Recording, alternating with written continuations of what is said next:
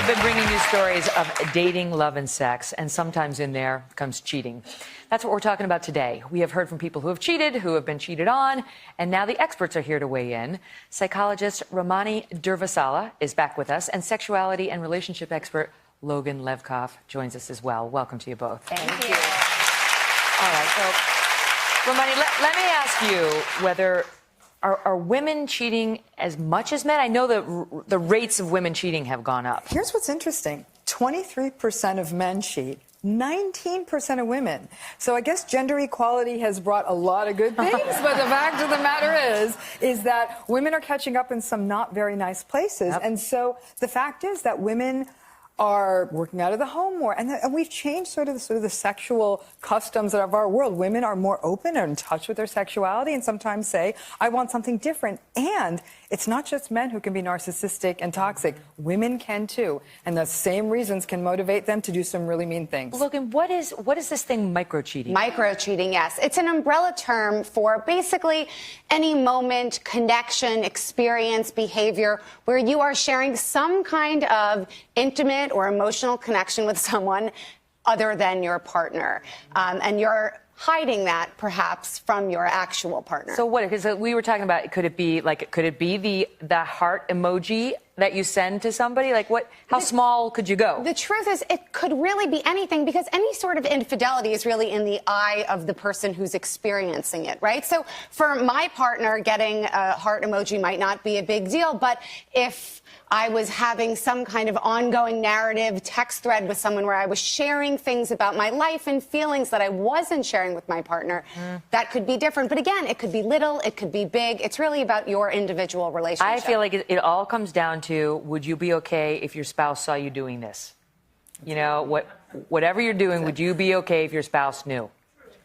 And if the answer is no, get out of there. Right? Yeah. Why are you doing it? If you think your partner wouldn't be okay, that's a real absence of empathy, isn't it? And that's always a question I say to people. Ask yourself that question. Would you be okay if right now your partner was doing what you're doing with someone else? But why do people cheat? I mean, because, first of all, let's take on the sociopath How much issue. time you got? But like the sociopaths, is that as rare as we'd like to believe? I wish it was more rare. It's not as rare as you think. And I think, sadly, we're sort of rewarding people for being mean. You know, they're very successful and they're in the press and they get a lot of attention. Yeah. And that's what our world has become. And so I think, sadly, it's not as rare as you think. And because they're so charming, the first guest talked a lot about how charming someone is. If I had one piece of dating advice to anyone out there, if somebody's really charming when you meet them, don't date them. Okay? Run! Run! Well, they're good at mirroring, right? They are very good at mirroring. Sociopaths are very good at mirroring. Could you explain what that is? So it's that idea of, I mean, they're almost like hunters. They figure out exactly what matters to you. They learn you. They study you. And they gather all that information. And it's a manipulation. She used the term love bombing. That's what it is. They find out exactly what works for you, and they get right in there. And you believe that you're in the middle of a fairy tale.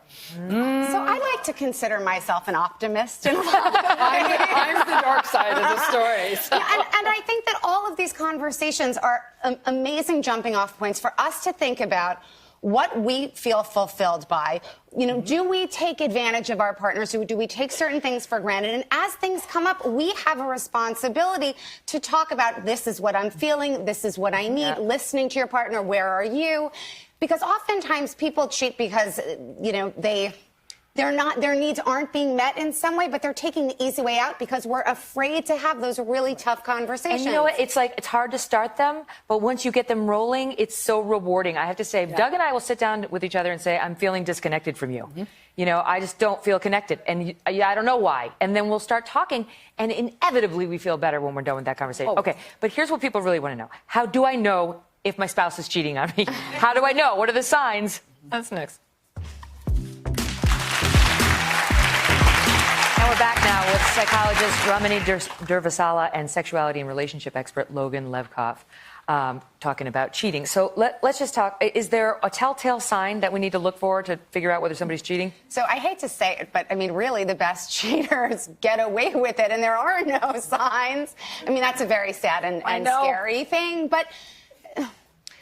I I'd say there are some. I Yeah, mean, you like know what what? I'd say and what I've seen over many years of clinical practice is it's change. It's change. So something changes. They lose a bunch of weight. Maybe they lose a bunch of weight. And we want to give them a nod on that one. But some of these changes are superficial. Like they start going to work like looking really fine. And you're like, what just happened to you? It's green juice in the morning. Exact green juice in the morning and you look hot.